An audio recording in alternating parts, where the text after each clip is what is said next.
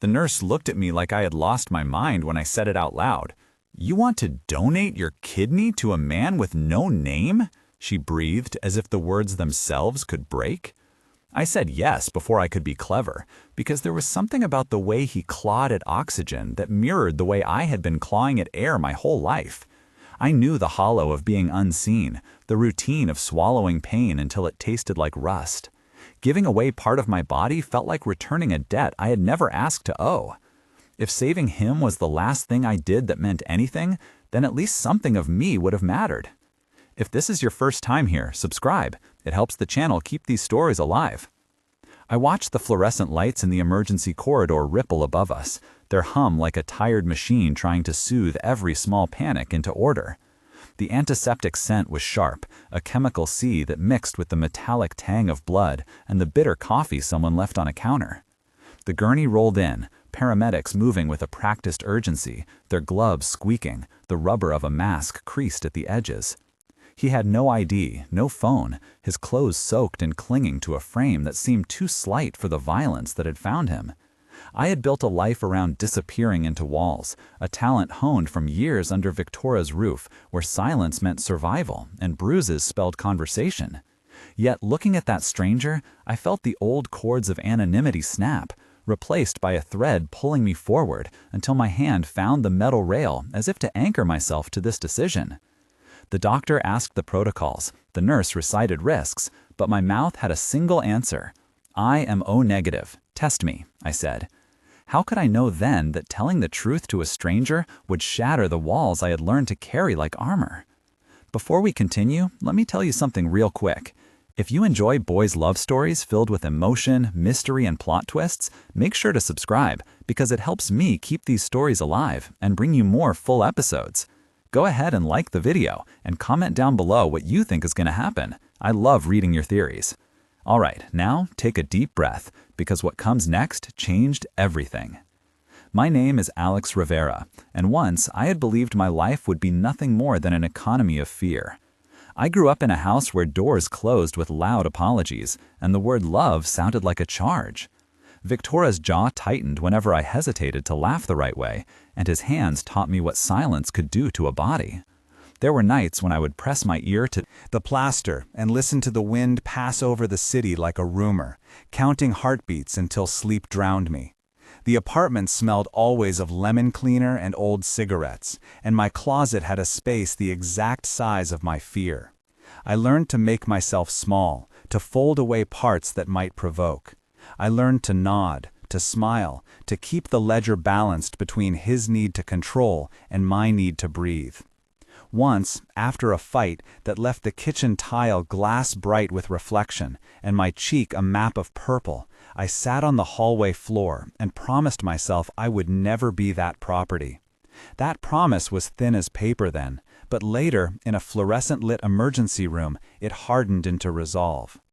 2 paragraphs do not contain all the small betrayals, the way I was taught to trade my peace for a quiet home, the names of friends I let evaporate, the jobs I left when he said my presence made him angry. But memory is a tactile thing. I could still feel the seam of the carpet under my palms when I finally walked out. The backstory of pain is not a trophy, it is a scar that teaches the contours of escape. Leaving had been an act of arithmetic, adding up costs and subtracting options until running simply equaled survival. In those years before the hospital, my meals were often late, my sleep always interrupted, my hands skilled at hiding marks under long sleeves.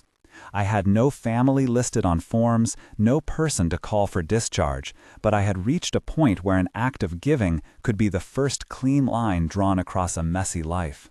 When the gurney came into Bay 8, it felt like a new chapter ripping open the spine of my day.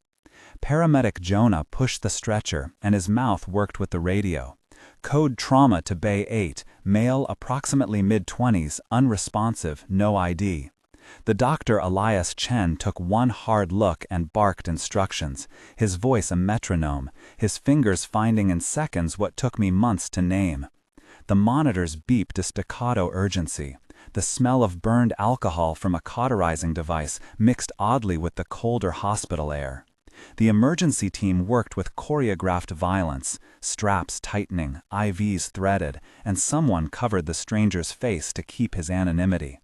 I remember the texture of the gurney rail under my palm, cold and clinical, like a promise made out of steel.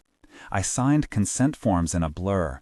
The nurse Maya read through risks and compatibility charts until she paused at my blood type.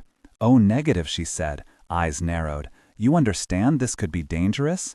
"I understand," I answered. The catalyst was simple and catastrophic in the same breath. "Why him?" Dr. Chen asked me later in quieter tones, his face lit by a screen. "Why risk yourself for a nameless man?" "Because he looked like breath." Could leave him at any second, I said, and the rest is a long list of reasons I am done with my own silence. The team moved fast and precise to prepare both patients for surgery, a motion that felt both bureaucratic and intimate as they scrubbed, marked, and verified. A social worker named Priya Malik asked about my support, about a plan for aftercare, and I lied and said I would be fine on my own. I was already betraying the only safety net I thought I had, because safety had taught me to depend on no one. The pre-op room was a small universe of antiseptic and clasped hands. Light from an overhead lamp made the cool metal tray gleam, surgical instruments arranged in a patient symmetry. My palms smelled faintly of disinfectant as I tried to steady my breathing to the rhythm suggested by the nurse. They explained anesthesia in plain terms. You will be given a general anesthetic to render you unconscious. An endotracheal tube may be placed for airway control, and vital signs will be monitored continuously. The surgical team will make an abdominal incision to access the kidney and perform a donor nephrectomy, ensuring hemostasis and minimizing ischemia time, then transfer the organ under cold preservation to the recipient for implantation. This concise technical explanation was meant to comfort and to record risk. I felt the IV sting like a polite warning. Dr. Elias smiled in a way that meant reassurance and clipped my chart. Jonah cracked a joke about hospital food to break the silence, and Maya squeezed my shoulder as if to lend bone and courage. I remember the corridor sound, boots and cartwheels, the distant murmur of another person waking in pain. The operating room had an almost reverent chill.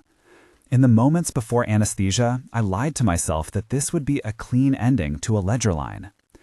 Sleep swallowed me into a dream of my old apartment, of a cup smashed on a kitchen floor, then of hands that were gentle, and then nothing until light bled into sight and a voice said, "Alex, can you hear me?"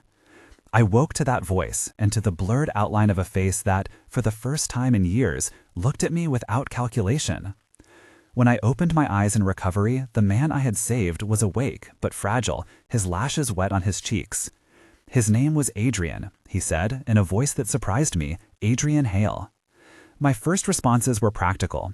"How do you feel?" I asked, the nurse Maya answering for both of us. "He is stable, pain-controlled." Adrian coughed and tasted iron, his tongue thick, and he reached for my hand like a sailor grabbing for a lifeline. "You did this?" he whispered, incredulous and grateful.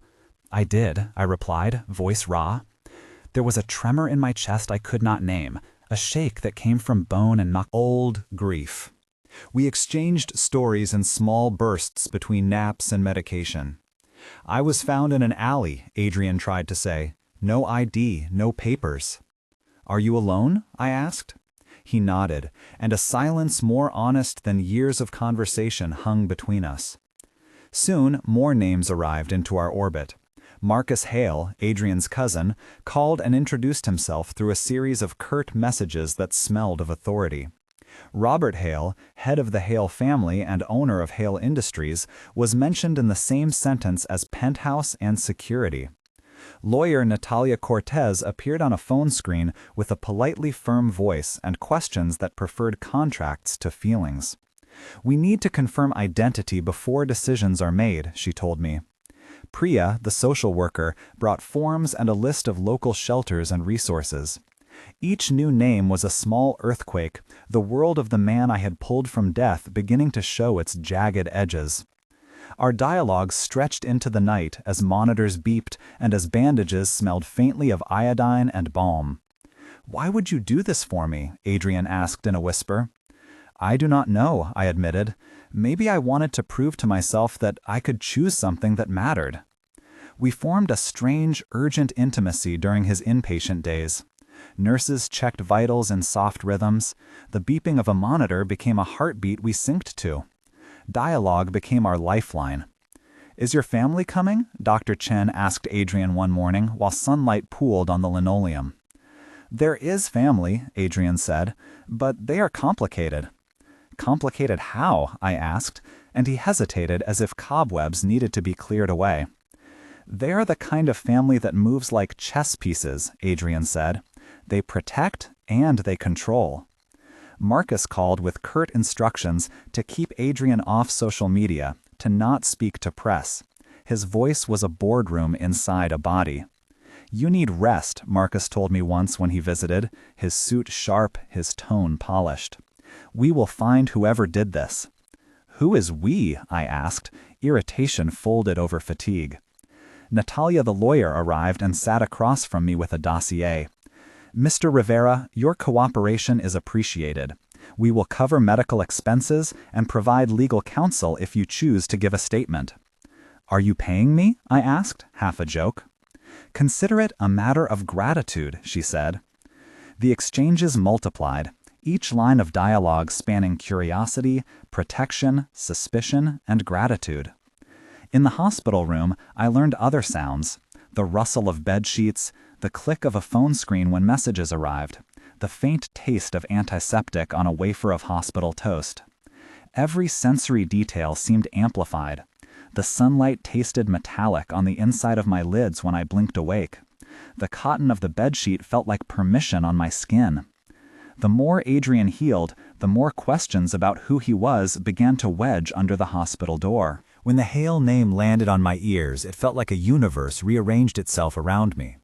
Adrian's last name brought with it an architecture of power: a penthouse on the river, a family foundation, a board of directors, and a security team that could erase traces of a life if the family chose. I watched the way Marcus Hale commanded a room, how his presence compressed air, and how guards from Security Chief Tomas moved like shadows at the edges of hallways. There were whispers, a hush that replaced the earlier intimacy of two people convalescing. "Adrian, your father needs to see you," Marcus said in a voice that was both order and calculus. Adrian flinched as if a memory had been touched. "I do not have a father who can come like that," Adrian said, and the words carried more truth than explanation. The revelation of identity sent ripples through my small, newly formed trust. The hospital staff who had been neutral now read us like a headline, adjusting how they spoke, how they offered assistance, always with an eye toward propriety. "This family holds influence," Natalia the lawyer told me over coffee in the hospital staff lounge. "We have to be careful with public statements." The sense of power differential tightened my throat like a vice. I felt small again, a private man tossed onto a public stage in front of lights that would judge and spotlight and maybe devour. Returning to the danger of my past was unexpected and brutal. A message arrived on my phone, a string of words from a number I had saved as Victoria's Clinic, and the text read, "You left us. You owe what you took." The hands that had once taught me how to stay quiet found new outlets in threats over email, and a figure loitering near the place where I worked, eyes sharp like broken glass. The sensation of being watched took on new textures. I could feel it on the back of my neck like a physical pressure, like the feathered touch of surveillance on skin. Memories of being locked in closets, of food pushed away, intruded with a force that left my stomach turned. I had to decide if I would let the past dictate my next move. There were nights when sleep was impossible. The city sounded like a bowl of rice, every small noise amplified into potential danger. I thought of running, of disappearing into another life where no one knew my scar. I thought of Adrian, awake and fragile, and the stakes of staying or running wound tight around my chest. The first moment of tension felt like a wet cloth on an open wound. I sat on the edge of a curb and breathed in the smell of rain. The city lights smeared, and I had to make a choice. Do I keep hiding and let the threats grow bolder, or do I ask for help and risk exposure? That decision had a weight that was almost physical. The second moment of tension came when a guard from the Hale security team, a solid man named Tomas, tapped at my window one evening and said, "We can protect you, but you must trust us." Trust was a word I had learned to treat like a currency that could be easily lost. In 2 precise paragraphs, the memory of Victoria's hand on my face, the message that said "we are watching," and the presence of a new protector offered me a path I had never thought to walk. Each option had costs measured not in money, but in parts of my soul. Rescue arrived not as a thunderclap, but as an arranged, practiced breath. When Marcus Hale decided to intervene, it felt like a bulldozer of resources rolled up to push the old fear out of my life. Guards escorted Victoris into custody after a tense confrontation at the apartment where he had tried to intimidate me. The arrest was clinical and loud, the clank of handcuffs sounding unreal beside the soft protestations of neighbors. Legal procedures followed. A criminal complaint was filed, an investigator collected statements, and the prosecutor assigned to the case requested preliminary testimony. The legal steps were explained in clear terms. An investigator would interview witnesses and collect evidence, a prosecutor would assess charges and possibly file for a protective order, and the court could issue risk assessments leading to potential pretrial detention if probable cause was established. Hearing language like protective order and probable cause sounded like a map drawn with clean lines. Natalia Cortez moved with the efficiency of someone who had done this before, filing documents, talking to detectives, and ensuring my name was included as an essential witness. Meanwhile, Adrian recovered enough to be transferred to a private suite in a building managed by the Hales, and Marcus insisted I take the spare room offered with a bland smile and a firmness that felt like a shield. Our conversations deepened in that safety. We argued, we laughed, we negotiated boundaries. "You did not have to sacrifice yourself for me," Adrian said once in late-night hush. "But you did." "I needed to prove I could choose," I admitted. The sense of being protected was new and clumsy, like wearing someone else's coat that warmed but did not yet fit. I learned to accept gentle touch from Tomas the guard who brought tea, to let Priya bring resources and contacts for counseling, and to watch Marcus slowly soften from an efficient executive into a man who learned to sit with another person's vulnerability. Sensory life returned in small measures. The softness of new sheets, the clean scent of the penthouse kitchen when Marcus ordered simple soup, the tick of a high-end clock that no longer mocked my sleep. Our days included therapy sessions, arrangement of a restraining order, and the slow reweaving of trust. Medical follow-up included routine blood work, wound care, and counseling. Referrals. These were documented and tracked to support both recovery and the legal case. The rescue was not only physical but emotional, and as Adrian grew stronger, he insisted on being present in my healing, not just in gratitude. Our conversations began as fragments and became sentences that reached for meaning. "Tell me about the nights you left," he asked once, fingers tracing the faint scar near my hip. "They were loud," I said. "They taught me a language of survival more than a language of living." He listened without decision, which was perhaps the greatest gift. We named 5 people who had become part of our orbit.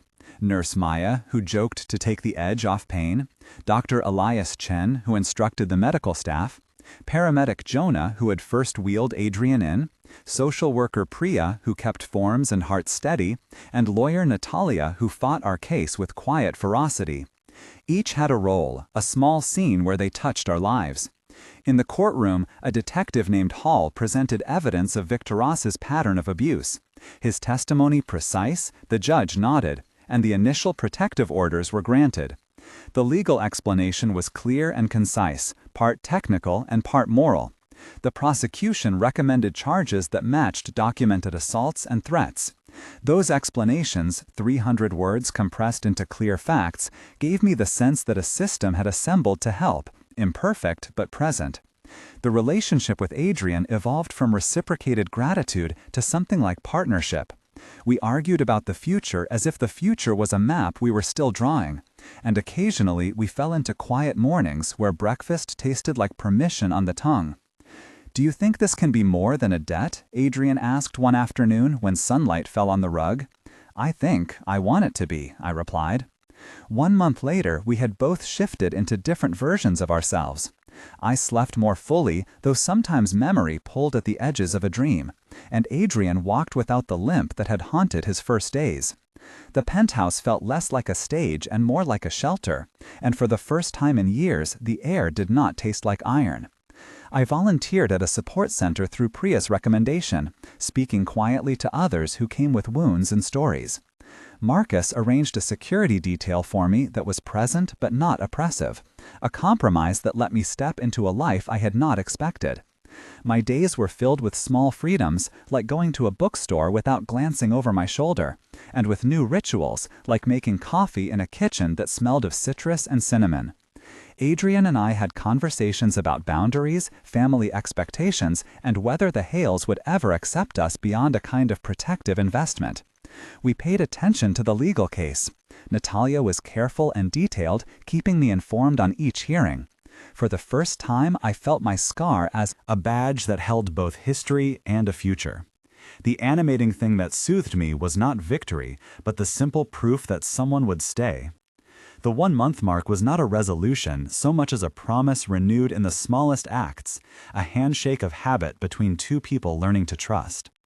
3 months later, the court had moved forward. Victoria's charges were formalized and the protective order stood. I testified, my voice steady, supported by Marcus and guided by Natalia, who coached me through the process of speaking in a public and legal setting. The memory of that day was a wash of fluorescent lights again, but different than the first time. This was a room that decided consequences, where language had a shape that could hold accountability. Adrian and I had begun to live together in the penthouse with a new equilibrium. Our routines were practical and tender, our disagreements about mundane things like dishes and the proper way to hang a towel. I started a small project helping survivors find temporary housing, an initiative that took Priya's network and my messy compassion and made them useful. There were nights when we sat on the balcony and watched river lights stripe the water, and when he took my hand like a small possession, I felt the old ledger unstick. The healing felt like work and like watercolor, slow stains that became shapes recognizable as life. The Hales loosened their holds in some ways and tightened them in others, but they had come to see that whatever thread had attached Adrian to me was not something they could simply cut away. Our bond had become visible to the world, and sometimes visibility scared me more than being anonymous ever had. 6 months after the surgery, the change was not cinematic, but it was profound in private measures. We had built a life that contained both mess and care. I had regular counseling, my hands no longer flinched at sudden movements, and Victor's sentence was set, a legal closure that did not erase the past but placed a boundary around it. Adrian and I had learned to argue without hurting each other and to apologize in ways that were specific and humble. I had begun working part-time at a shelter network, applying my experience to help others navigate paperwork and emergency housing. The scar on my side had settled into a pale line that I sometimes traced with a thumb as a ritual of memory and gratitude. We had talked about children theoretically, about what a future might mean outside of trauma and obligation. The Hales had funded the center where I volunteered, an offer that came with complexity, yet also resources that meant more rooms for people who needed them. My life felt threaded with people who had names and places and functions. Maya with her jokes, Dr. Elias with his quiet focus, Jonah who still waved when he saw me on the street, Priya who organized community groups, Natalia who kept the legal path clear, Marcus who had become a strange kind of guardian, and Tomas whose steady presence made nights less lonely.